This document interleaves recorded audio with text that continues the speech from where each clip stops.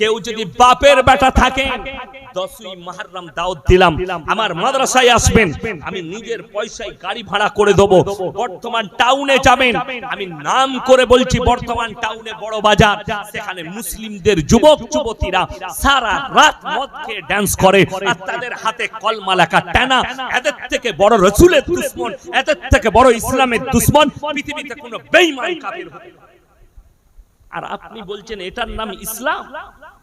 12ই রবিউল আউয়ালে ঈদ মিলাদুন নবীর জশ্ন বার করে হাওড়া জেলায় বাগনানে হুজুর আছে সেই মজমায় ডিজে গান বাজিয়ে মুসলিমদের যুবকরা ডান্স করেছে। এটা কোন হাদিসে আছে? আমি বলবো হুজুরের বাপের ক্ষমতা থাকে তা বার করে দেখাও। আমি মৌলভী শওকতের বেটা আমার গ্রামের ডিজে বার করব। কষ্টটা ওই জায়গায়। ঈদে মিলাদুন নবীর নাম করে, মিছিলের নাম করে বর্তমান টাউনে গাড়ির ওপরে হারামখোর মুসলিম যুবকরা ডান্স করছে, তাদের সঙ্গে গুটকা করা জিলাপি হুজুরগুলো আছে। এদের ক্ষমতা নাই জুম্মায় দাঁড়িয়ে ফতোয়া দিয়ে যে গান বাজনা ইসলামী শরীয়তে হারাম, এদের ক্ষমতা নেই। এদিকে নিষেধ। বোলপুর আর আহমদপুরের মধ্যখানে আমার গাড়ি কিছু যুবক আটকিয়ে দিল। আমি ড্রাইভারকে বললাম এই দিকে পাঠাও আমার কাছে। তাদের হাতে কলমা লেখা ঝান্ডা আছে। কি হয়েছে বাবা? বলছে আমরা হুজুর ওরস করব, চাঁদা লাগবে। আলহামদুলিল্লাহ দুবো, কোনো অসুবিধা নাই, ওরস অবশ্যই করবে। কি কি হয়? প্রচুর ভিক্ষুককে আমরা খাওয়াই, গরিবরা এসে সেই দিনে সিন্নি খাই, তাদেরকে আমরা খিচড়ি বিরিয়ানি খাওয়াই। আর কি কি হয় বললে, বিহার থেকে উড়িষ্যা থেকে গোটা রাজ্যের মানুষ আসে। কি হয়? যে যা চাই সব কিছু পাওয়া যায়। বাবার মাজারে গিয়ে যে যা চাইবে সব পাবে। আমরা তাইলে তো তোমরা মূর্খ। বলে কেন? আমরা যদি মাজারে যে যা চাইবে সব পাবে, তো তোরা গাড়ি আটকিয়ে চাঁদা তুলছিস কেন? মাজারে গিয়ে বল বাবা আমরা ওরস করব, তোমার নামে টাকা দাও, মাল পেয়ে যাবি। কথাটা বুঝতে পেরেছেন না? পারেন? আমি কিন্তু কারো বিরোধী নই, ভেবে দেখুন। আচ্ছা আপনাদের এখানে রোড আছে না? বাজারে গিয়ে যদি গাড়ি আটকে চাঁদা তুলে মসজিদ করব বলেন, ওই মসজিদে নামাজ হবে? কথা বলে না, নামাজ হবে? নামাজ হবে না। এটাও শুনেলেন, কেউ যদি বলে গাড়ি আটকে চাঁদা তুলে জলসা করব, হারাম ওই জলসা করা শরীয়তে। তোমাকে কেউ বলেনি জলসা করতে, জলসা করা ফরজ। কে বললে? তোর বাপের পয়সা নাই জলসা করার প্রয়োজন নেই। মসজিদে জুম্মার দিনে ইমামের কাছে বয়ান শুনেলি। কে বললে কলার ধরে চাঁদা তুলে জলসা করতে? কে বললো গাড়ি আটকে চাঁদা তুলে তোকে জলসা করতে? মানুষের বিবেক বুদ্ধি খাটে। বললেই খারাপ বলবি, বললেই ফোন করে গালি দেবে। কিন্তু কষ্ট কি বলবো, এই জায়গাগুলো কেন তৈরি হয়েছে জানেন? খালি দ্বীনি ইলম না হাসিল করার। মুসলমানের কাছে দ্বীনি ইলম হাসিল, ও হারাম হালালের ডিবেটটাই জানে না ইসলামী শরীয়ত। তা না হলে মুসলমানের কাছে সুদ কখনো হালাল হতে পারে? কোরআনে আছে ওয়াহাল্লাল্লাহুল বাইয়া ওয়া হাররামার রিবা। আমি তোমাদের জন্য ব্যবসাকে হালাল করেছি, সুদকে হারাম করেছি। আল্লাহ রাসূল সাল্লাল্লাহু আলাইহি সাল্লামের হাদিস, কেউ যদি 1 টাকা সুদ খায় মায়ের সঙ্গে 36 বার জিনা করার সমান পাপ। এরপরে মুসলমান সুদ খেতে পারে, কিন্তু খাচ্ছে। লটারির টিকিটের টাকা সম্পূর্ণ হারাম, এরপরও মুসলমান। বেঈমান কাফেররা আপনার উপরে জাল ছুড়েনি, এমন জাল ছুড়েছে আপনি ফেসে গেছেন। আর সেই যারা জালে ফেসেছে তারা আমাদের মতো মৌলবীকে গালি দেয়। আমি গত বছরে আমার বর্ধমান জেলার ভাতার থানায় একটা গ্রামে জলসা করেছিলাম। এই আপনাদের মতো 50টা 60টা শ্রোতা নয়, কয়েক হাজার শ্রোতা। তো মহিলাও আছে কয়েক হাজার। বয়ান করছি, আমার বক্তব্যের মাঝে চলে এলো সুদের বয়ান। তো আমি বললাম বাবা, এখন বেঈমান কাফেররা নতুন একটা জাল পেতেছে আমাদের উপর। সেই জালে কিন্তু আমাদের পরিবাররা ফেসে গেছে। বিসমিল্লাহ। কি জাল? সেই 1 নম্বর জালটা হচ্ছে গ্রুপ লোন আর বন্ধন লোন। প্রত্যেকটা বাড়িতে বাড়িতে ঢুকিয়ে ফেলেছে। ঠিক বললাম না? আপনাদের এখানে নাই আছে? তো আমি জলসাই বক্তব্য দিলাম, দেখবেন পাড়ায় পাড়ায় গ্রুপ হয়, 10টা করে মেয়ে একটা করে গ্রুপ করে, তাদের মধ্যে একজন হেড হয়, আর 9টা মেয়ে তাকে ম্যাডাম বলে। আসে মনে করেন বিরাট ব্যাপার, এমনি ম্যাডাম হতে পারেনি, সুদ খাবার ম্যাডাম হয়েছে, আর তার বিরাট ব্যাপার, লোকে ম্যাডাম বলে থাকে, কিন্তু ও জানে না ও সুদ খাবার ম্যাডাম। এই বক্তব্য দেওয়ার কারণে আমার নিজের ফুপুর মেয়ের সঙ্গে আমার বিয়ে হয়েছে। তো আমার ফুপুর যে বড় মেয়ে বোম্বেতে থাকে, তো বোম্বে থেকে বাড়ি এসছে, আমার 1.5 শাশু হচ্ছে। তো তার গ্রামে কোনো আত্মীয়র সঙ্গে দেখা করতে গেছে সম্পর্কে, আমি যে গ্রামে বক্তব্য দিয়েছি সেই গ্রামের মেয়ে, ওই গ্রামের মেয়ে সেই গ্রামে বিয়ে হয়েছে। সে আমার বদনাম করছে, আরে ইয়াসিন হুজুরকে ঠাটা করে মারা দরকার, জুতো করে মারা দরকার, ও মেয়েদের খালি খিত্তে বলে, মেয়েদের জন্য বলে। আমাকে বললে ভাই তোমার এত বদনাম করছিল, আমিও ঝগড়া করেছি, থাকতে পারিনি। কেন বলে দিই, আমরা খোঁজ লাও দেখিনি ও কোন ঝামেলায় জড়িয়ে আছে। আমি তো জানি আমি কি বক্তব্য দিয়েছি, এখন খোঁজ লাও যে ও বন্ধন লোনে জড়িয়ে না গ্রুপে। খোঁজ নিয়ে বললে ও হচ্ছে গ্রুপ লোনের হেড, ওই জন্য তার গায়ে লেগেছে ইয়াসিন সাহেব খারাপ। আল্লাহর কসম খেয়ে বলে যাচ্ছি, আমাকে গালি দিবেন দেন, আমাকে যা বলবেন বলুন, কোরআনের আয়াত কিয়ামত পর্যন্ত পরিবর্তন হবে। কোরআনে আল্লাহ হারাম করেছে সুদকে, এটাকে হালাল করার ক্ষমতা পৃথিবীর কোন মুহাদ্দিস মৌলবী নাই কিয়ামত পর্যন্ত। রাসূল আকরাম সাল্লাল্লাহু আলাইহি সাল্লাম সুদ খাওয়াকে জিনা করার সমান পাপ বলেছে। সর্বপ্রথম বেঈমান কাফেররা কি কাজ করেছে জানেন? আপনার স্ত্রীকে রাস্তায় বার করে ঘুরিয়ে দিয়েছে। বেঈমান কাফেরের সামনে বেপরদা করেছে আপনার বিবিকে। আপনি বলছেন আমার সংসার কি করে চলবে? তুমি একবারও লক্ষ্য করেছো তোমার স্বামী টোটো চালায়, টোটো চালিয়ে মাসে 30,000 রোজগার করে, না হলে 20,000 করে।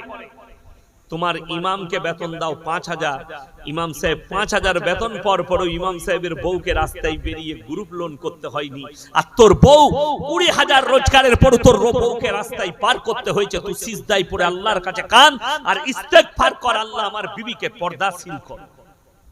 আপনি কি মনে করেছেন বেশিরভাগ মহিলা জাহান্নামে যাবে বেপর্দা হওয়ার কারণে, বাজারে ঘোরার কারণে, স্বামীর অবাধ্যতা করার কারণে বেশিরভাগ মহিলা জাহান্নামে যাবে।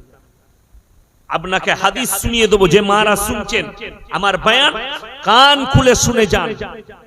আল্লাহ রাসূল জনাবে মুহাম্মদুর রাসূলুল্লাহ সকলে বলুন সাল্লাল্লাহু আলাইহি ওয়াসাল্লাম, একজন সাহাবী সফরে চলে গেছেন ইসলামের প্রচারে, তিনার বিবি বাড়িতে আছে। এইখানে বাড়ি বিয়ে হয়েছে আর অন্য পাড়ায় হচ্ছে তার বাপের বাড়ি। তার কাছে খবর এলো তোমার মা অসুস্থ। সেই সাহাবীর বিবি রাসূলের কাছে অনুমতি চেয়ে পাঠালেন, ইয়া রাসূলুল্লাহ আমার মা অসুস্থ, আমি কি আমার মাকে একবার দেখতে যেতে পারি?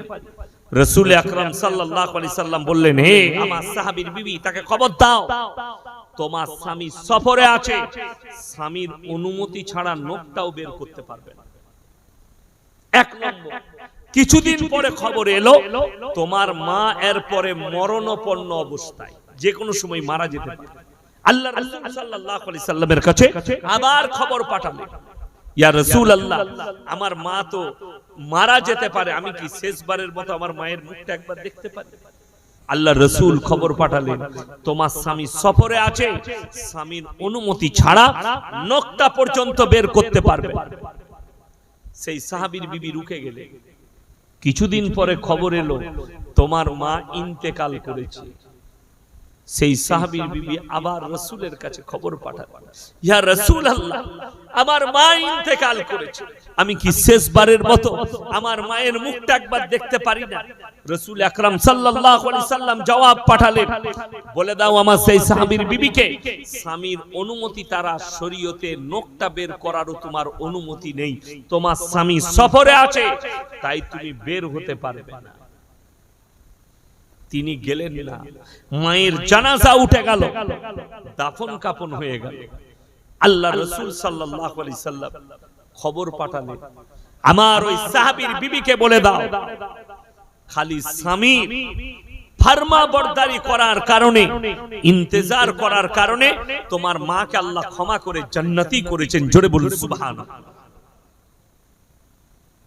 এরপর আমরা একটু লক্ষ্য করি, আমাদের দেশে এখন বর্তমানে কিছু মেয়ে তাদের স্বামীদিকে ভেড়া বানাইছে। ভেড়া ভেড়া জানেন, একটা ভেড়া যদি ঢুকে যায় সেদিকে সব ভেড়া ঢুকে পড়বে। ভেড়া বানিয়ে দিয়েছে, রাগ করবেন না। বউ স্বামীর অনুমতি নেবার প্রয়োজন মনে করেন, কোথায় যায়? ওই জায়গা যাও। আমি কি যেতে পারি? স্বামী যদি বলে যেতে পাবে না, তোমার যাবার অনুমতি শরীয়তে না। যারা স্বামীকে অবজ্ঞা করে, স্বামীর অনুমতি ছাড়া স্বামীকে গ্রাহ্য না করে যে মহিলারা এখানে ওখানে বাজারে ঘাটে বাপের ঘর বোনের ঘর চলে যায়, তারা জাহান্নামে নিজের রাস্তাটা তৈরি করে নেয়। এটা লেখে।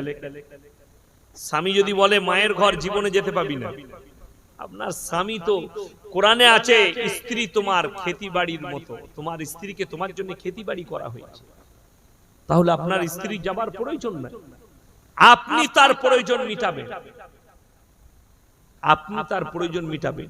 আল্লাহর কসম খেয়ে বলে যাচ্ছি, আল্লাহর কসম খেয়ে বলে যাচ্ছি, পৃথিবীতে যতগুলো ধর্ম দেখতে পাচ্ছেন, ইসলামের সবথেকে বেশি নারীকে অধিকার দিয়েছে। জোরে বলুন সুবহানাল্লাহ। সর্বপ্রথম যে অধিকারটা দিয়েছে, ওয়াদরিব খুমুরিহিন্না আলা জুনুবিহিম, হে নারী তুমি পর্দা নির্ধারিত করো, তোমরা কোনোদিন ধর্ষিতা হবে না। জোরে বলুন সুবহানাল্লাহ। লাঞ্ছিত হবে না, ঢেকে দেবার কথা বলেছি। আপনি আমি মনে করেছি বোরকাটা পর্দা, ভাবিনি। আপনি আমি ভেবেছি মহিলারা বোরকা পরে ওটারই নাম পর্দা, কখনো নয়, ওটা পর্দা নয়, ওটা হচ্ছে শালীন পোশাক। ইসলামের শরীয়ত শালীন পোশাক, হিজাবটা পর্দা নয়, হিজাব হচ্ছে শালীন পোশাক, পর্দা হচ্ছে বাড়ির চার দেওয়ারি। হাদিসে আছে তিনটে কারণ ছাড়া মহিলারা বাড়ির বাইরে বেরোতে পাবে না। নাম্বার 1, যদি কোনো নিকটতম আত্মীয় মারা যায়, কাছের আত্মীয়, নিজের বাপ, নিজের চাচা, নিজের মামা, নিজের মামি, নিজের মামাইতো ভাই, নিজের চাচতো ভাই, নিজের ফুফুইতো ভাই, একদম নিকটতম আত্মীয়, কিন্তু বড় কষ্ট লাগে, বুঝলেন? কোথায় কে মারা গেছে তমলুকে, ঠিক কুটুম বার করবে। আমরা অত কুটুম জানি না, মা বোনরা যা কুটুম জানে, ঠিক কিনা? ঠিক কুটুম বার করবে, তোর বাপের বোনের ফুপুর অমুকের তমুক করে ঠিক কুটুম বার করে দিবে। আপনি আর বলতে পারবেন না তাইলে আমাদের কুটুম হয়। এখনো আমি যদি কোথাও যাই আত্মীয় বাড়ি, আমি আমার গিন্নিকে জিজ্ঞেস করি কে হয় গো আমাদের সম্পর্কে। ওরা জানে, আমরা জানি না।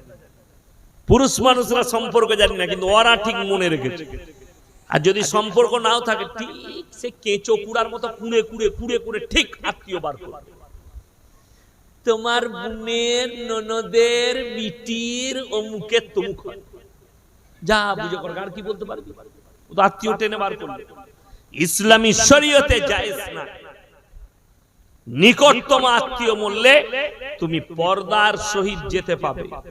নাম্বার 2, তোমার শরীর যদি গুরুতর অবস্থায় থাকে, অসুস্থ হয়, পর্দার সহিত ডাক্তারের কাছে যেতে পাবে। এবং যে কাপড়টার দ্বারাই, আমি বোরকা বলিনি, যে কাপড়টার দ্বারাই আপনি শরীর ঢাকবেন, বাইরে থেকে দেখে যেন বোঝা না যায় এর ভেতরে যে মহিলাটা যাচ্ছে তার শরীরের অঙ্গর ডিজাইনটা কেমন। এইটার নাম হচ্ছে পর্দা।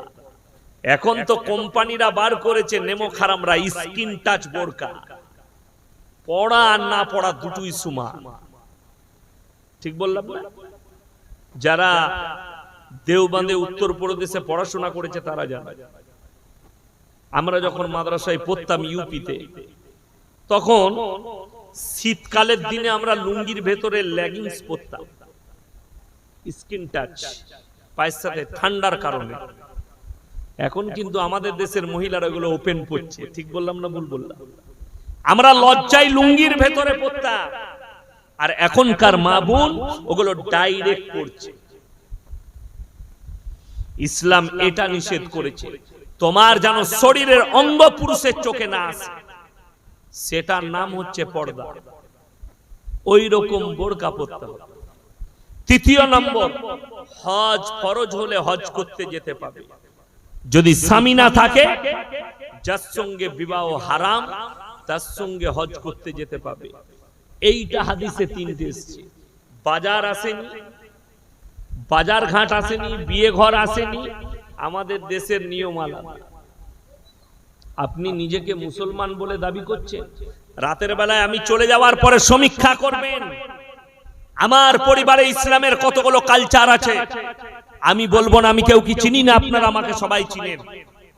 আপনার পরিবারে যারা মনে করছেন আমি মেয়েদিকে বাইরে যেতে রুকে যাচ্ছি, হ্যাঁ আমি মৌলবি শওকতের বেটা বলে যাচ্ছি, যদি তুমি তোমার বিবিকে জান্নাতে পেতে যাও, তোমার বিবিকে বাইরে বের করো না, বাড়ির চার দেওয়ারির ভেতরে রেখে দাও।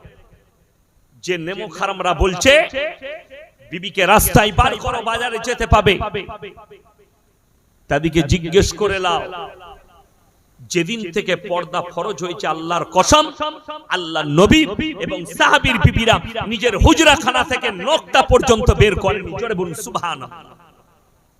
তুমি প্রমাণ দাও আমাকে, কোন নবীর বিবি বাজারে ঘুরে বেরিয়েছে, কোন সাহাবীর বিবি বাজারে ঘুরে বেরিয়েছে? না, নিষেধ ছিল বাইরে বেরোতে পারে।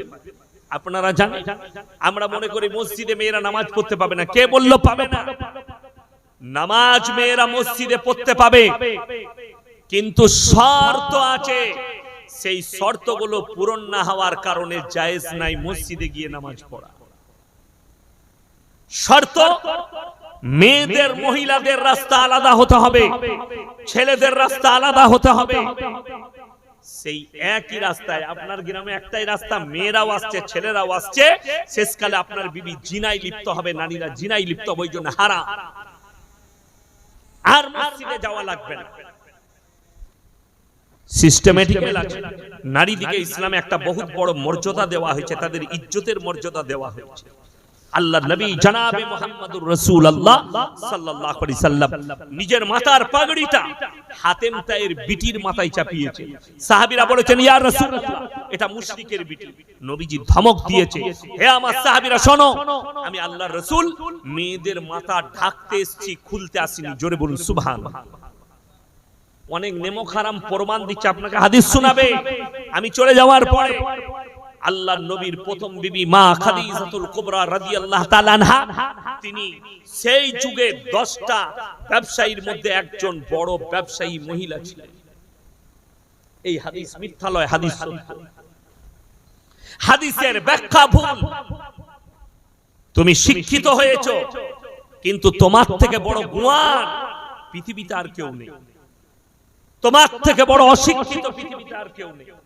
কেন? তুমি নিজের বিবিকে রাস্তায় ঘোরাবার জন্য তুমি এই বাহানা করছো।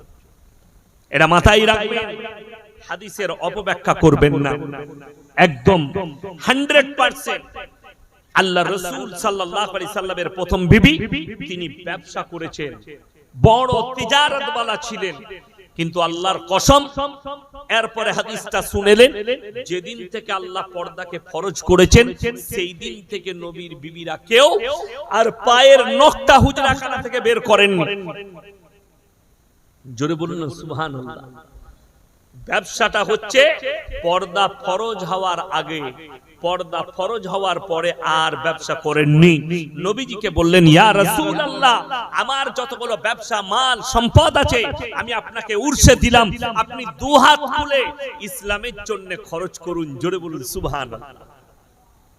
এইটা হচ্ছে সহিহ হাদিস।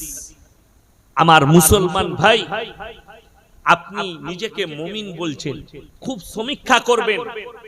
ফজরের সময় উঠে, সকালবেলায় উঠে আপনি তমলুক যাবেন বউকে নিয়ে, অফিসে যাবেন, নাইলে ডাক্তারের কাছে যাবেন কোনো কাজে। নিজেকে চায়ের দোকানে বলছেন আমি হচ্ছি সব থেকে বড় মুমিন, আমি নামাজ ছাড়ি না, 5 ওয়াক্তের নামাজ পড়ি আলহামদুলিল্লাহ। কিন্তু সকাল বেলায় আপনি যখন বউকে নিয়ে তমলুক যাচ্ছেন, আপনি ফুল হাত শার্ট ফুল প্যান্ট পরে আছেন, কিন্তু দুঃখের বিষয় পেছনে আপনার বিবি বসে আছে, বিবির পেটু বেরিয়ে আছে, পিঠু বেরিয়ে আছে, এমন ভাবে শাড়ি পরেছে, আর আপনি নিজেকে মুমিন বলছেন। নিজের বিবিকে পর্দা করতে পারলেন না, 1 নম্বর গেল। দ্বিতীয় নম্বর, আপনারা পাপী হবেন, নিজেদের স্ত্রী দিকে আপনি বাজারে ঠেলে দিয়েছেন, পাপের মুখে ঠেলে দিয়েছেন। এটা উদাহরণ দিচ্ছি, ইনি আর আমি দুজন অন্তরের বন্ধু। ইয়ার কি হবে না? হবে না? তাহলে অন্তরের বন্ধু হলে মাজাক হয় না? আমি ইনাকে মাজাক করে বলছি, ভাই তোমার বইয়ের ব্লাউজের সাইজ কত? ঝগড়া হবে না? মহব্বত থাকবে? এ হাসছো কেন? সঙ্গে সঙ্গে দ্বন্দ্ব হয়ে যাবে আমার ওপরে, উনি চটে যাবেন, সম্পর্ক ছিন্ন করবে। হাই রে মুসলমান, বন্ধু তোমাকে বলেছে তোর বইয়ের ব্লাউজের সাইজ কত, তুমি সম্পর্ক ছিন্ন করলে। অথচ তোমার বিবি বাজারে গিয়ে, তমলুক বাজারে গিয়ে বলছে, দাদা একটা পুরুষ মানুষ বসে আছে দোকানে, আমার একটা 40 সাইজের ব্লাউজ বার করুন তো। তখন তোকে লজ্জা লাগে? কথা বোঝাতে পারলাম? কথা বুঝাতে পারলাম? যদি বুঝে না আসে, ইউটিউবে রেকর্ডিং হচ্ছে, কালকে বয়ান ছাড়বে, আবার শুনে নেবেন। আমাকে গালি দেবার আগে আমি সূক্ষ্মভাবে বুঝিয়ে যাচ্ছি। আপনার বন্ধু বললে আপনি রেগে যাচ্ছেন, সম্পর্ক ছিন্ন। অথচ আপনার বিবি নিজের মুখে একটা দোকানিকে বলছে আমার 36 সাইজের ব্লাউজ দাও, তখন তোমার কোনো ইফেক্ট পড়ে না। তুমি ভেবে দেখো। আসল কথা কি জানেন? মুসলমান এত দুর্বল, এমন দুর্বল হয়েছে, বেঈমান কাফেরের আখলাকে এমন ভাবে ডুবে গেছে যে বিবি বলছে গো আমার শাড়ি লাগবে, ব্লাউজ লাগবে, টোটো করে তুই চলে যা কাজে যা। হারামখোর চায়ের দোকানে আড্ডা মারছে আর বউকে বাজারে ঠেলে দিয়েছে। তো তোর বউ পালাবে না, তা হুজুরের বউ পালাবে? বড় কষ্টের বিষয়। আপনি দেখুন, রাসূল সাল্লাল্লাহু আলাইহি সাল্লামের হাদিস, আখরি জামানা হে আমার সাহাবীরা, এমন একটা জামানা আসবে, সেই যুগটা থাকবে বর্বরতার যুগ, কিন্তু নাম হবে মডেলিং। আজকে আমাদের মা বোনেরা, বাচ্চা বাচ্চা মেয়েরা, তাদেরকে আপনি ছোট ছোট পোশাক পরাচ্ছেন, নাম দিয়েছে মডেলিং। ভাবতে পারেন একটা মুসলিমদের মেয়ে বোরকা পরে, হিজাব পরে স্কুলে গেলে তাকে কোর্টে কেস লড়তে হয়। অথচ আমাদের দেশে airport, Delhi airport, Mumbai airport, Kolkata এয়ারপোর্টে, হায়দ্রাবাদ এয়ারপোর্টে নায়িকারা, ভালো ভালো ঘরের মেয়েরা ন্যাংটো পোশাক পরে, শুধুমাত্র জাঙ্গিয়া পরে এয়ারপোর্টে ঢুকছে, তাদেরকে কোর্টে যেতে হয় না। একটা মুসলমান খালি নারী মাথা ঢেকেছে, তাকে কোর্টে যেতে হয়। এর থেকে বড় দুঃখ কি আছে? আর আপনি প্রতিবাদ করতে পারেন, কি করে করবেন? 100টা মুসলিম ঘরের নারীর মধ্যে 90টা মেয়ে বেপরদা, 10 জন মাথায় হিজাব দেয়, 90 জন বেপরদা। যদি আপনার বিশ্বাস না হয়, তমলুকে কলেজ আছে না? না কলেজ আছে। সকাল বেলায় আমার সঙ্গে চলুন, কলেজের গেটে চেয়ার নিয়ে বসবো, আর যতজন পেরিয়ে যাবে একটা করে জিজ্ঞেস করব তুমি কোন ঘরের মেয়ে। যখনই বলবে মুসলিম, আমি আপনাকে কসম খাবো না, চ্যালেঞ্জ ছুড়ে বললাম, যদি 100টা মুসলিমদের মেয়ে প্রবেশ করে, 95টা মেয়ে বেপরদা ভাবে নাংটা পোশাক পরে প্রবেশ করছে। সেই মেয়েগুলো কাদের ঘরের মেয়ে? আপনার আমার সন্তান। তাদেরকে আপনি পর্দা দিতে পারলেন না। আপনার জানা আছে বাপের আর বড় ভাইয়ের দায়িত্ব ততদিন যতদিন না সেই মহিলার বিবাহ হচ্ছে, বালিগ হওয়ার পরে তার বিবাহ না হওয়া পর্যন্ত বাপ আর ভাইয়ের দায়িত্ব, মায়ের দায়িত্ব তার মেয়েকে পর্দায় রাখা। যদি রাখতে না পারেন আপনি কিয়ামতের দিনে ওই পাপের ভার ওই বাপ আর বড় ভাইয়ের মাথায় চাপ। আপনি কি করে ভাবছেন বিয়ে যখন হয়ে যাবে স্বামীর ঘরে পাঠিয়ে দিলেন, এরপরে তার স্বামী। আজকে মুসলমান এত উন্নত হয়েছে, আপনি কি ভাবছেন পাপ আসেনি? চলে এসেছে। আজ থেকে কয়েক হাজার বছর আগেকার ঘটনা আজকে পুনরাবৃত্তি হচ্ছে। যদি বলেন কি করে?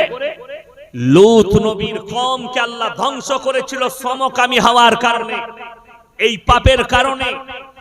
বর্তমানে ওই পাপ আবার মডেলিং এর নাম নিয়ে আপনার আমার কাছে ফিরত এসেছে। যদি বলেন কি করে? ভারতের সুপ্রিম কোর্ট রায় দিয়ে দিয়েছে যারা সমকামী ভারতে তারা স্বাধীনভাবে বসবাস করতে পাবে। সমকামীটা কোনো ভারতের জন্য পাপ জিনিস নয়। শুধু ভারত নয়, America, London, Britain, Japan, German, উত্তর কোরিয়া, দক্ষিণ কোরিয়া, স্পেন, ব্রাজিল, অস্ট্রেলিয়া, আপনার নিউজিল্যান্ড, যতগুলো বেঈমান কাফের ইহুদি নাসারাদের দেশ আছে সবাই সমকামীকে সাই দিয়েছে, একমাত্র মুসলিম রাষ্ট্রগুলো ছাড়া। আপনি কি মনে করছেন এই পাপটা আজকের পাপ? না, একটা পুরো নসলকে আল্লাহ ধ্বংস করেছে। লূত নবীর কওমকে সাগরের উপরে পাল্টানো হয়েছে, যে সাগরটাকে আজও বৈজ্ঞানিকরা মরা সাগর বলে, যে সাগরটায় আজও পর্যন্ত একটা পোকা মাকড় জন্মায় না, সেখানে লূত নবীর কওমকে পাল্টানো হয়েছে। আল্লাহ তাআলা এই পাপের কারণে কোরআনে লাকির টেনে দিয়েছেন লূত নবীর বিবি জাহান্নাম, তার বিবি জাহান্নামে যাবে, এটা লাকির টানা হয়ে গেছে, এটা আর ফিরবে না। আপনি তারপরেও ভাবছেন আমার সন্তান পাপ করবে, আমি পাপ করব, আমি সমকামী হব, আমি জিনা করব, আমি অন্যায় অত্যাচার করব, আমি শিরক করব, আমি আল্লাহ বিরোধী কাজ করব, অথচ আমি জান্নাতে চলে যাব। কেন? হুজুররা আছে দোয়া করে দিবে জান্নাতে চলে যাব। ওই লাইনটাই তো শরীয়তে না। যদি দোয়া করে জান্নাতে পাঠানো যেত, লূত নবীর বিবি কি অপরাধ করলো, নূহ নবীর বিবি কি অপরাধ করলো? কোরআন খুলে দারাবাল্লাহু মাসালাল লিল্লাযিনা কাফারু ইমরাতা নূহিন ওয়া ইমরাতা লূত কানাতা তাহতা আবদাইনি মিন ইবাদিনা সালিহাইনি ফাকানাতাহুমা ফালাম ইউগনিয়ানহুমা মিনাল্লাহি শাইয়্যা ওয়া কিলা আদখুলান নার মা'আদ দাখিলিন। হে আমার নবী, পৃথিবীর মানুষকে বলে দাও আমি দুজন উলুল আজম নবী পয়গম্বর হাবিব পয়গম্বর নূহ নবী আর লূত নবী দুজনের বিবিকে জাহান্নামে দেব, তারা আটকাতে পারবে না। এটা কোরআন। আমি এই দুজন নবীর বিবিকে কিয়ামতের দিনে জাহান্নামে নিক্ষেপ করব, তারা পয়গম্বর হওয়ার পরেও চুপচাপ দাঁড়িয়ে থাকবে। হে আমার যুবক ভাইয়েরা, যুবতীরা, শোনো, যদি তোমার মন হয় যে আমি সমকামী হব, সমকামী হবার একটা লাভ আছে, তাহলে জেনে রেখে দাও, আল্লাহর কসম খেয়ে বলে যাচ্ছি, তোমার বাপ যদি তাহাজ্জুদ গুজার হয়, তোমার বাপ যদি হাজী সাহেব হয়, তোমার বাপ যদি হুজুর হয়, তোমার বাপ যদি আলিম হয়, তোমার মা যদি তাহাজ্জুদ গুজার হয়, তোমার মা যদি হাজী বিবি হয়, আল্লাহর কসম পেরুবার কোনো রাস্তা পাবে না। নবী নিষ্পাপ, নবীরা জান্নাতি, তারা যদি অনুরোধ না করতে পায়, তোমার বাম্মা নামাজ পড়ে কি করে আল্লাহর কাছে অনুরোধ করবে? তুমি পাপ করবে আর পেরিয়ে যাবে। হায়রে মুসলমান, তুমি বুঝোই এটা মডেলিং। লূত নবীর পাপ আজকে ফিরে এসেছে, নাম দেওয়া হয়েছে মডেলিং। আর এই পাপে সব থেকে বেশি জড়িয়েছে শিক্ষিত। আপনি মনে করছেন আপনি 5 ওয়াক্তের নামাজ পড়ে জান্নাতে চলে যাবেন? আপনি মনে করছেন আমি এত নামাজ পড়ি, এত তাহাজ্জুদ গুজার পড়ি? আপনার জানা আছে শয়তানের থেকে বেশি সিজদা পৃথিবীতে কেউ করেনি। ঠিক বললাম না ভুল বললাম? ইবলিসের থেকে বেশি সিজদা তোমার 14 পুরুষে কেউ করেনি। তারপরেও ইবলিস জাহান্নামে যাবে। তোমার জানা আছে ইবলিস জাহান্নামে যাবে।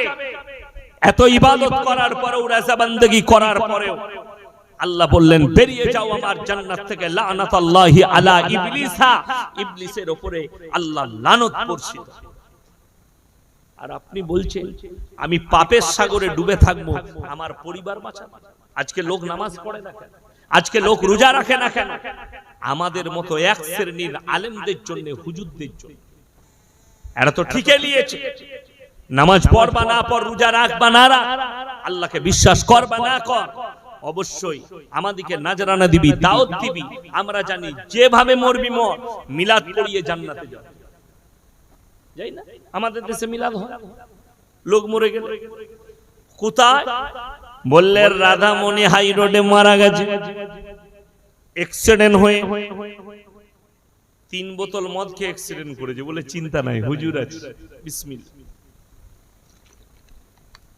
আমাকেই দাওয়াত দিয়েছে, আমি এসে মিলাদের পরে দোয়া করছি, আল্লাহ তুমি একে জান্নাতুল ফিরদৌস দান করো, আল্লাহ তুমি শহীদের মর্তবা দাও। মিলাদ হয়ে গেল, দেশি মুরগি দিয়ে ভাত দিয়েছে। কি করে মরেছে বাপ? ছেলে খুব বদমাস, হুজুর 3 বোতল মদ খেয়ে অ্যাক্সিডেন্ট করে। তোবা তোবা, কাকে দিলাম বে জান্নাতে? আমাদের দেশে তো এরকমই বাজার চলছে।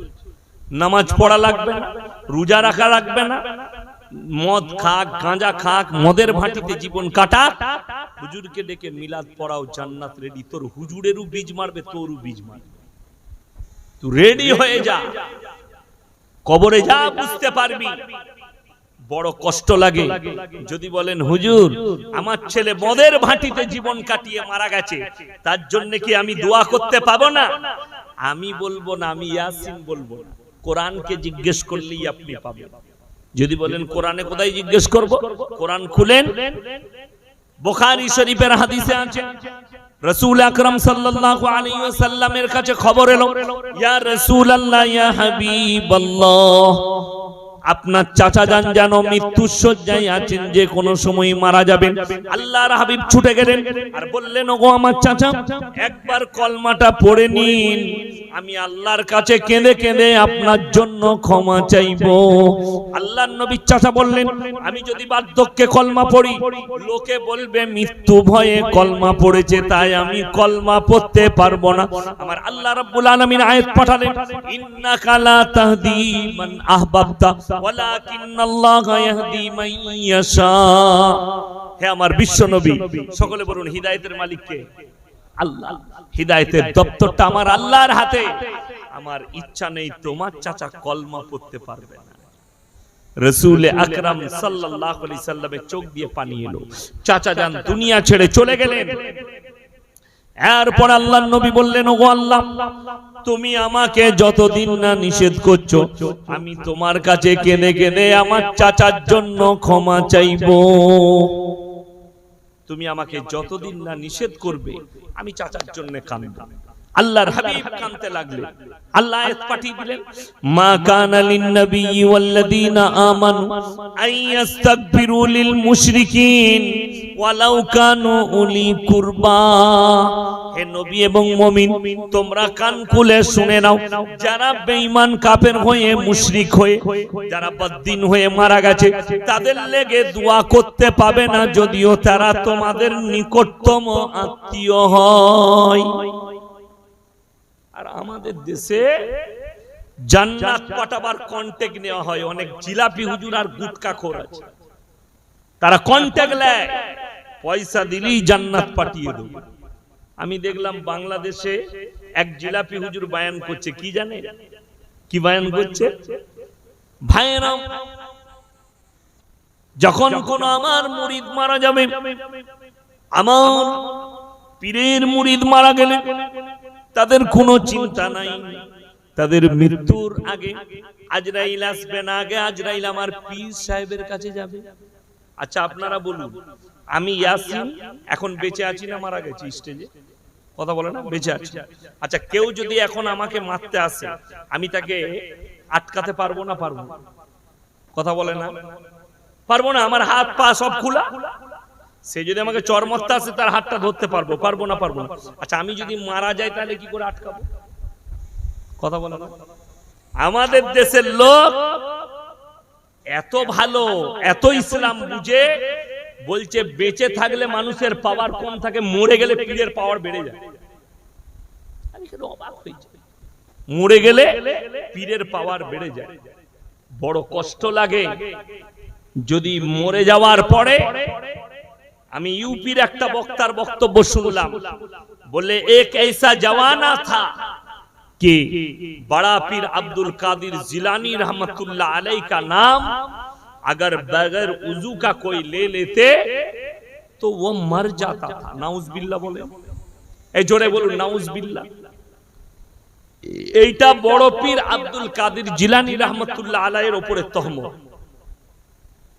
আল্লাহ রাসূলের হাদিস, আখরি জামানায় এক শ্রেণীর হুজুর বের হবে, তাদের দ্বারা ইসলাম বিকৃত হওয়ার কারণে তারাই সর্বপ্রথম জাহান্নামের উত্তর অধিকারী হবে। ইসলাম তাদের কাছ থেকে বিকৃত হবে। কত বড় পাপের কথা আপনারা বলুন তো। আল্লাহর রাসূল সাল্লাল্লাহু আলাইহি সাল্লাম বেশি পাওয়ারফুল না বড় পীর আব্দুল কাদের জিলানী রাহমাতুল্লাহ আলাইহি বেশি পাওয়ারফুল? কথা বলেন না, জোরে বলুন, শুনতে পাচ্ছি না। আল্লাহর রাসূল সাল্লাল্লাহু আলাইহি সাল্লাম বেশি পাওয়ারফুল। তাহলে যে লোকটা বলছে ইয়ার কানে কে চড়াবে আর আর কানটা টিপে কে ধরবে, যে ওরে মূর্খ,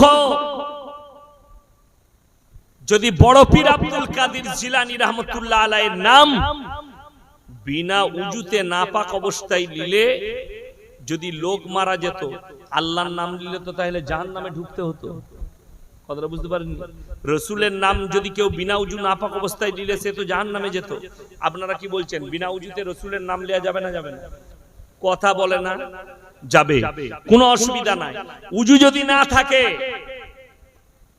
জুবানি কোরআন পড়া যাবে, কোনো অসুবিধা নেই। কথা বুঝতে পারলেন না? মোবাইলে কেউ যদি কোরআন পড়ে উজু করা লাগবে না।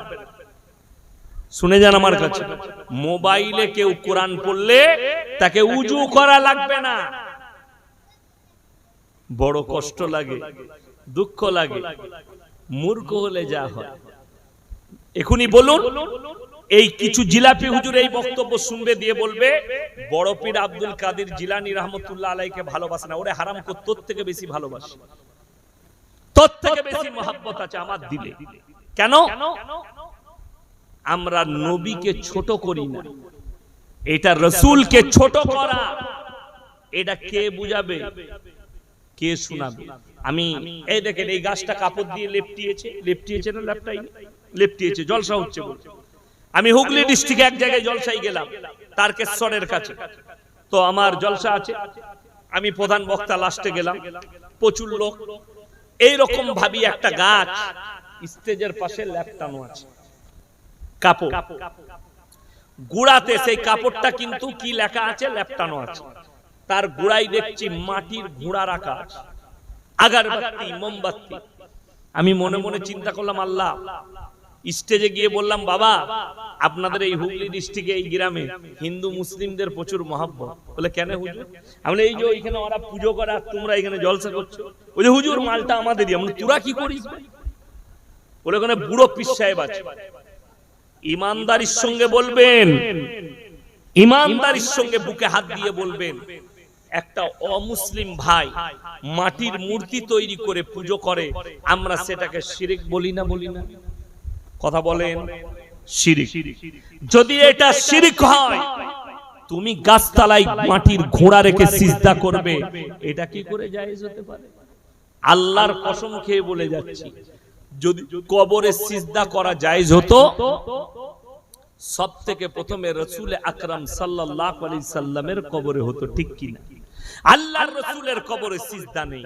কবরে চাদর চড়ানো জায়েজ হলে সব থেকে প্রথমে আল্লাহর রাসূলের কবরটা তোমার মতো টেনা চাদর নয়, হিরে মতি মুক্ত চাদরে ঢেকে যেত। ঠিক কি না? কথা বলেন, জোরে বলুন সুবহানাল্লাহ। রাসূলের কবরে জায়েজ নেই। পৃথিবীর আর কোন মৌলবি মোল্লা পীর ফকিরের কবরের জন্য চাদর চলবে না। আজকে মেদিনীপুরের একজন যুবক ফোন করেছে, তারা বুঝতে পারলাম 4-5 জন আছে, বলছে আপনাকে বলতে হবে কিয়াম করা চলবে কি চলবে না। আমি বললাম ভাই কতবার বলবো, আমার বয়ান শুনেলেন, আমি কিয়াম করি না, আমার কাছে কিয়াম চলবে না। তো সে আমাকে বলছে আমাকে দলিল দিতে হবে। আমি বললাম আচ্ছা তোমার কাছে দলিল আছে? বলে হ্যাঁ। আমি বললাম একটা হাদিস দিতে বলো তোমার হুজুরকে, একটা হাদিস। কিয়াম শব্দের অর্থ অনেকে জানে না, শুনেলেন, তার মানে হচ্ছে দাঁড়ানো। কিয়াম করা ফরজ কোথায়? নামাজে। কথাটা বুঝতে পেরেছেন? কিয়াম করা ফরজ নামাজে। কিয়াম শব্দের অর্থ হচ্ছে দাঁড়ানো।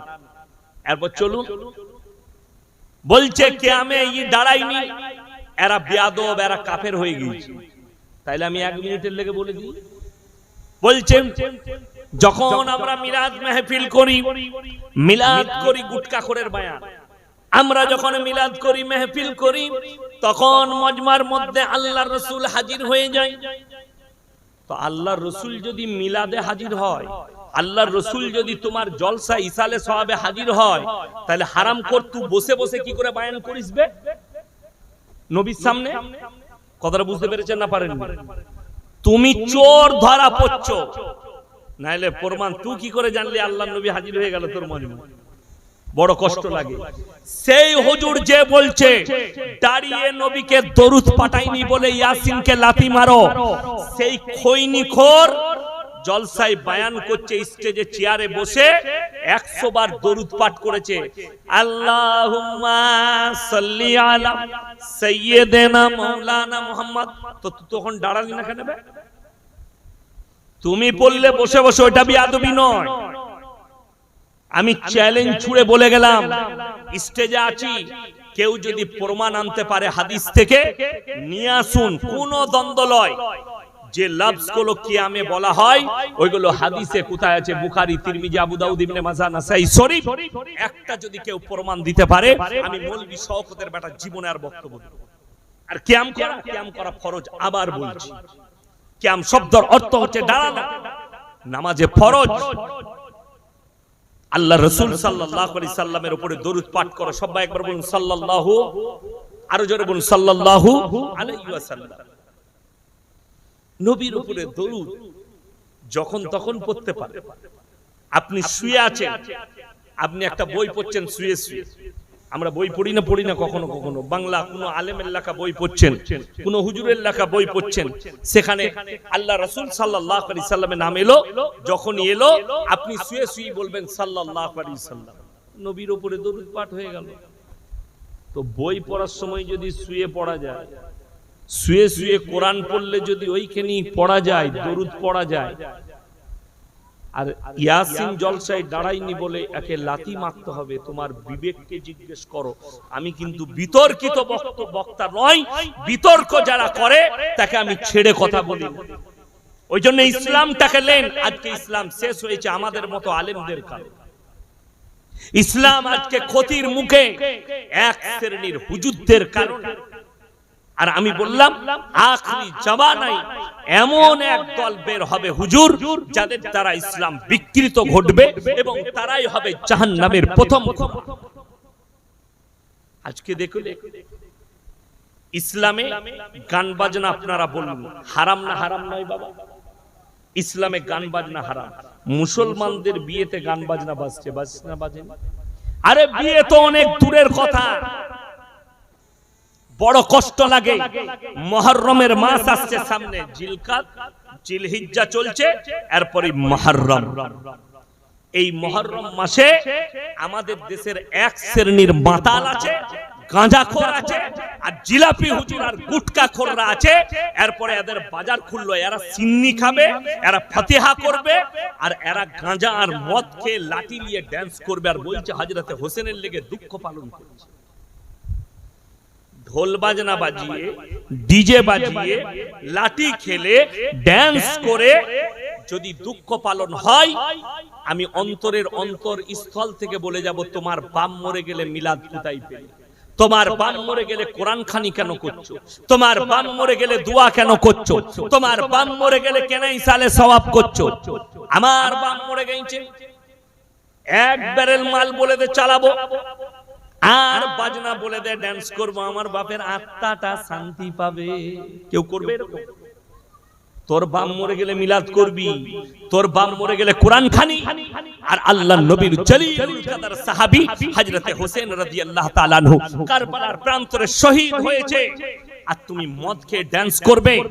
কেউ যদি বাপের বেটা থাকে, 10ই মুহররম দাওয়াত দিলাম, আমার মাদ্রাসায় আসবেন, আমি নিজের পয়সায় গাড়ি ভাড়া করে দেব, বর্তমান টাউনে যাবেন, আমি নাম করে বলছি বর্তমান টাউনে বড় বাজার, সেখানে মুসলিমদের যুবক যুবতীরা সারা রাত মদ খেয়ে ড্যান্স করে, আর তাদের হাতে কলমা লেখা টানা। এদের থেকে বড় রাসূলের দুশমন, এদের থেকে বড় ইসলামের দুশমন পৃথিবীতে কোনো বেঈমান কাফির হতে পারে। আর আপনি বলছেন এটার নাম ইসলাম? 12ই রবিউল আউয়ালে ঈদ মিলাদুন নবীর জশ্ন বার করে হাওড়া জেলায় বাগনানে হুজুর আছে সেই মজমায় ডিজে গান বাজিয়ে মুসলিমদের যুবকরা ডান্স করেছে। এটা কোন হাদিসে আছে? আমি বলবো হুজুরের বাপের ক্ষমতা থাকে তা বার করে দেখাও। আমি মৌলভী শওকতের বেটা আমার গ্রামের ডিজে বার করব। কষ্টটা ওই জায়গায়। ঈদ মিলাদুন নবীর নাম করে, মিছিলের নাম করে বর্তমান টাউনে গাড়ির ওপরে হারামখোর মুসলিম যুবকরা ড্যান্স করছে, তাদের সঙ্গে গুটকা করার জিলাপি হুজুরগুলো আছে। এদের ক্ষমতা নাই জুম্মায় দাঁড়িয়ে ফতোয়া দিয়ে যে গান বাজনা ইসলামী শরীয়তে হারাম, এদের ক্ষমতা নেই এদিকে নিষেধ করি, আর আমরা করলে হারামখোররা আমাদেরকে গালি দেয়। আমি কারুর বিরুদ্ধে নয়, আপনি নিজে বলুন ইসলামী শরীয়তে গান বাজনা জায়েজ কিনা। আপনারা নিজেরা বলছেন হারাম, তাইলে মুসলমান কি করে একজনের দুঃখ মৃত্যুতে গান বাজনা করতে পারে, কি করে একজনের মৃত্যুতে নাচ গানা করতে পারে? এটা আপনাদের বিবেককে জিজ্ঞেস করুন। আমি নিষেধ করতে আসি, বড় কষ্টের বিষয় এগুলো, আমাদের কাছে দুঃখের বিষয়। আমরা আলেম আল্লাহর কাছে এই প্রতিবাদ না করলে আল্লাহর কাছে কি জবাব দেব? আল্লাহর কাছে কি জবাব দিয়ে দাঁড়াবো? মুহররমের মাস আপনি কি রোজা রেখেছেন? মুহররমের মাস আপনি কি নামাজের পাটিতে দাঁড়িয়ে কেনেছেন আল্লাহর কাছে? যে আল্লাহ রাব্বুল আলামিন যারা হযরতে হোসেন রাদিয়াল্লাহু তাআলা আনহুকে শহীদ করেছে, কিয়ামতের দিনে তুমি তাদেরকে পাকড়াও করো। কেনেছেন, রোজা রেখেছেন, খোদা না খাস্তা তুমি মদ খেয়ে নাচছো, আর সেই দিনটা যদি কিয়ামতের দিন হয়, তুমি কি জান্নাত পাবে ভেবে দেখেছো? হেই রে মুসলমান যুবক, তুমি মদকে হালাল করে ফেললে, তাও একটা ভালো দিনে, তাও একটা মুহররমের দিনে। বিল ইত্তেফাক হযরতে হোসেন রাদিয়াল্লাহু তাআলা আনহু শহীদ হয়েছেন কারবালার প্রান্তরে। কষ্টটা ওই জায়গায় লাগে। তুমি কার অনুসারী? বেঈমান কাফের। আপনারা ভেবে দেখুন, আমাদের দেশে ক্রিকেট টুর্নামেন্ট হয় না, ফুটবল টুর্নামেন্ট হয় না, সেই খেলাতে যারা জিতে যায় তারা নাচে না, যারা হেরে যায় তারা নাচে। যারা জিতে তারা নাচে, তাইলে ভেবে দেখুন যারা গান বাজনা করছে এরা কোন দলের হতে পারে? হযরতে হোসেন শহীদ হয়েছে, তার লেগে তো আমাদের দুঃখ হওয়া দরকার, ঠিক কি না? মনে ব্যথা লাগবে। হযরতে হোসেন রাদিয়াল্লাহু তাআলা আনহু আল্লাহর নবী সাহাবী, শুধু নামাজে একা নয়, নামাজের সাথে সাথে নবীজিকে দেখেছেন, নবীজিকে অনুসরণ করেছেন, অনুকরণ করেছেন, তাই তিনিও হচ্ছেন জলিলুল কদর একজন সাহাবী। সেই সাহাবী দুনিয়া থেকে শহীদ হয়ে যাচ্ছেন, তার লেগে দুঃখ পালন করা বাদ দিয়ে আপনি আমি কি করছি যে না দুঃখ পালন নয়, গান বাজনা করে দুঃখ পালন করব। আমার ভাই আপনি করুন, আপনাকে নিষেধ করতে আসি। আমি খালি দোয়া করব আল্লাহ যেন আপনাকে হিদায়াত প্রাপ্ত করে, বলুন আমিন। আজকে মানুষ শিরক কি বুঝে? আপনি কবরের সামনে গিয়ে চাইছেন, বেকা গাছের সামনে গিয়ে চাইছেন। আপনি জিজ্ঞেস করেছেন, কোরআনকে জিজ্ঞেস করুন, বাড়িতে যাদের মানে কোরআন আছে, আমাকে গালি দেওয়ার আগে দয়া করে কোরআনটা খুলবেন। যদি মানেটা ভুল বলে থাকি, তাফসীর ভুল বলে থাকি, আপনি আমাকে ফোন করবেন, দিয়ে গালি দিবেন। 17 পারা, কত পারা বললাম বাবা? কথা বলেন না? 17 পারা, একবারই শেষ পৃষ্ঠা, শেষ রুকু। ইয়া আইয়ুহান নাসু যুরিবা মাতালুন ফাসতামিউ লাহু ইন্নাল্লাযীনা তাদউনা মিন দুনিল্লাহি লা ইয়াখলুকু দুবাবাম ওয়ালা বিসতামাউ লাহু ওয়া ইয়াসলুবুহুমুদ দুবাবু শাইয়ান লা ইস্তানকিদুহু মিন। হে নবী পৃথিবীর মানুষকে বলো, হে পৃথিবীর মানুষ, তোমরা যাদের কাছে ভালো মন্দ চাও তাদেরকে একবার জিজ্ঞেস করে দেখো, তারা একটা মাছি পর্যন্ত সৃষ্টি করতে পারে না। মাছি সৃষ্টি তো দূরের কথা, মাছি যদি তাদের কাছ থেকে কোনো জিনিস ছিনিয়ে নিয়ে যায় সেটা উদ্ধার করার মতো ক্ষমতা নেই। আমি একটা গ্রামে জলসায় গেলাম কিছুদিন আগে, তাদের গ্রামে একজন আমাকে বলছে, হুজুর এখানে একটা মাজার আছে ওরস হয়। কারা করে? বলে একজন হিন্দু ভাই আছে, সে ওরসটা চাগিয়ে রেখেছে, সেই মেলাটা বসায়। কষ্টের বিষয় বুঝতে পারছি। যদি বলেন কেন, আমাদের দেশের মুসলমানরা বলবে আহা কত ভালো। দুটোই তো একই, একটা জ্যান্ত মানুষকে পুঁতে দিয়ে তার উপাসনা করা আর একটা মাটির মূর্তি তৈরি করে তার উপাসনা করা, দুটোই আল্লাহর কাছে বড় শিরক। ভালো মন্দ, কল্যাণ অকল্যাণ সব মালিক কে? সকলে জোরে বলুন, আল্লাহ। তাহলে আপনি কবরে চাইবেন কি করে? গাছতলায় চাইবেন কি করে? যার কাছে কবরে গিয়ে মাজারে চাইছেন তার নিজস্ব ক্ষমতা নাই উঠে দাঁড়ায়, সে আপনার কি করে উপকার করতে পারে? তাদের দ্বারা যদি পীরের দ্বারা মরণের পরে কিছু হতো, মরণের পরে তাদের দ্বারা কিছু পাওয়া গেলে তাদের মৃত্যু আসতো না, তারা নিজেদের মৃত্যুকে রুখে দিত। আমি চ্যালেঞ্জ ছুড়ে বলে গেলাম, বর্তমানে যতগুলো আল্লাহর ওলি আছে, যতগুলো পীর আছে, তাদেরকে জিজ্ঞেস করুন তারা কি নিজেদের মৃত্যুকে রুখতে পারবে? আপনাদের কি মনে হচ্ছে আমি পীর বিরোধী লোক? আমি নিজে পীরের বেটা, অত সহজ নয়। আমি পীর বিরোধী নয়, আমি সিস্টেম বিরোধী লোক। কে বললে আমি পীর বিরোধী? আমার পীর আমার আব্বাজি, আমি পীর বিরোধী লোক। কিন্তু কেউ যদি বলে পীর না ধরলে জান্নাতে যাওয়া যাবে না, আমি তোমাকে জিজ্ঞেস করছি, ইমাম আবু হানিফা রাহিমাহুল্লাহর পীর কে ছিল? ইমাম শাফির পীর কে ছিল?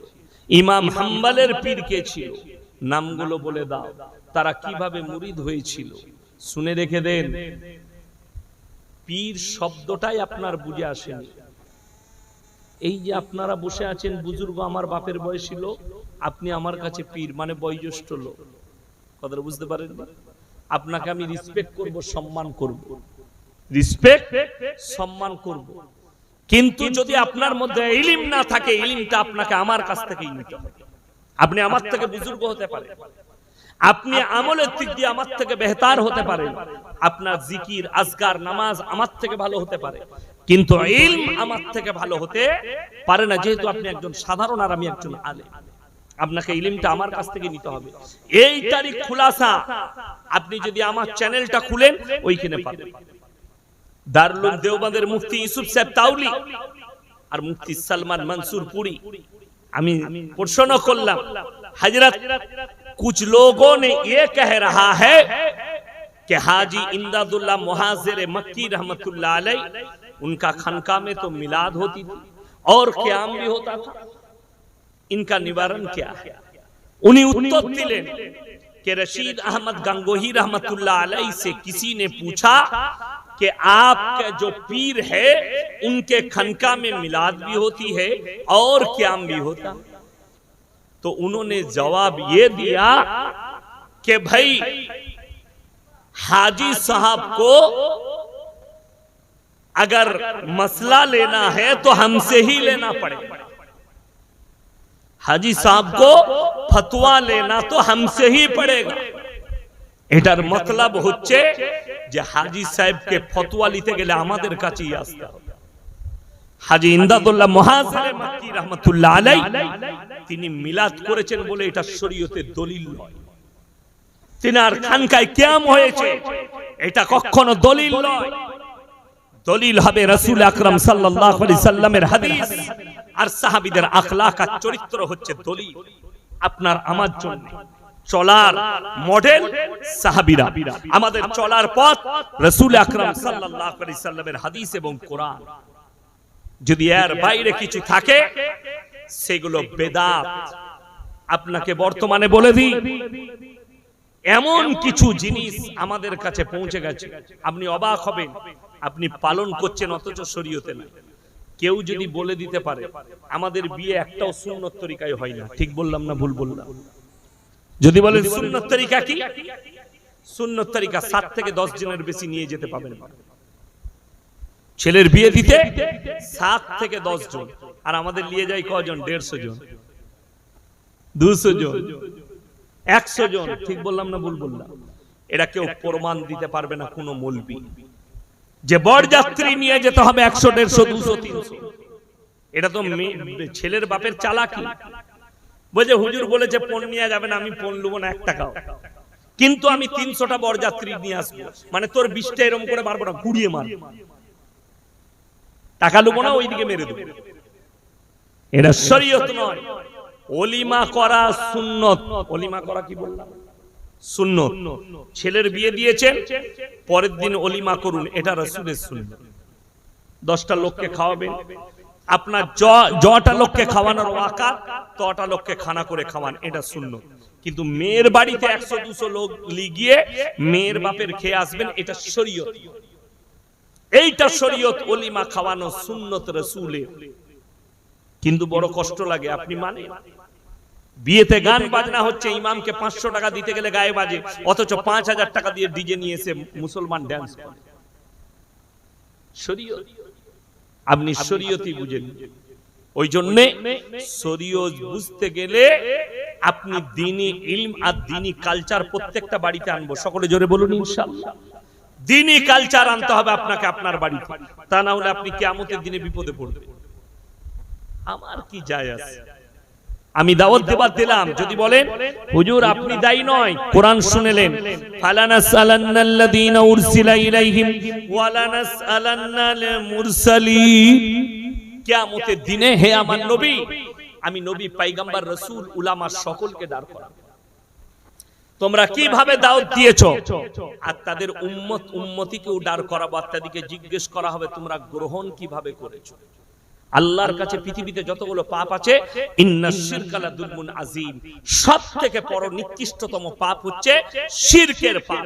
আল্লাহ ব্যতীত অপরকে ভালো মন্দের মালিক মনে করা, অপরকে ভালো মন্দের জায়গা মনে করা বড় কষ্টের বিষয়। আপনি আল্লাহকেই চিনতে পারলেন, আপনি আল্লাহকেই বুঝতে পারলেন, আর আপনি বলছেন আমি ঈমানদার, আমি মুমিন। বেঈমান কাফেররা ওই জন্য সুযোগ পেয়েছে আপনার কাছে পাপগুলো ঠেলে দেবা। আজকে দেখলে সমকামিতা এসছে, মডেলিং বলে মানুষ আজকে জিনা করছে, অথচ আমরা বুঝতে পারি না যে জিনাগুলো কিভাবে হচ্ছে। জিনার নামগুলোই বেঈমান কাফেররা পাল্টি দিয়ে, তারা নাম দিয়েছে কি রিলেশনশিপ, তারা নাম দিয়েছে ভ্যালেন্টাইন ডে, কাজ হচ্ছে জিনা করা। তারা নাম দিয়েছে রোজ ডে, কাজ হচ্ছে জিনা করা। তারা নাম দিয়েছে চকলেট ডে, কাজ হচ্ছে জিনা করা। তারা নাম দিয়েছে কিস ডে, কাজ হচ্ছে জিনা করা। আর রাসূলের হাদিস, কিয়ামত যখন কাছে আসবে বুঝতে পারবে রাস্তাঘাটে কুকুরের মতো নারী পুরুষ জিনা করতে লাগে।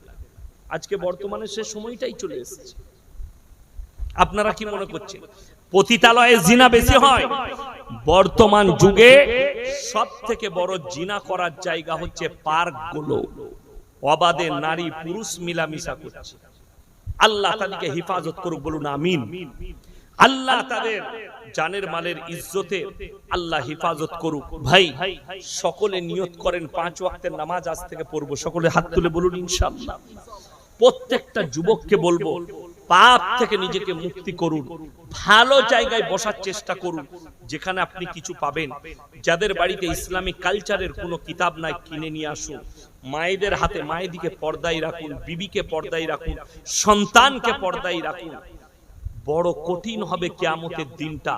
একটা হাদিসে আছে জমিনটাকে আল্লাহ এত তাতাবেন তামার মতো কালার ধারণ করবে, কিন্তু যারা ঈমানদার মুমিন হবে তারা আল্লাহর আরশের ছায়া পাবে। রাসূলের হাতে হাউজে কাউসার আল্লাহ যেন আমাদের সকলকে দান করেন, বলুন আমিন। আপনারা আমার জন্য দোয়া রাখবেন, আমি আপনাদের জন্য দোয়া রাখি। হায়াত বাকি তো মুলাকাত বাকি। আমিন। ওয়া আখিরু দাওয়ানা আনিল হামদুলিল্লাহি রাব্বিল আলামিন। সবাই দুরূদ শরীফ পড়ুন। আল্লাহুম্মা সাল্লি আলা। আচ্ছা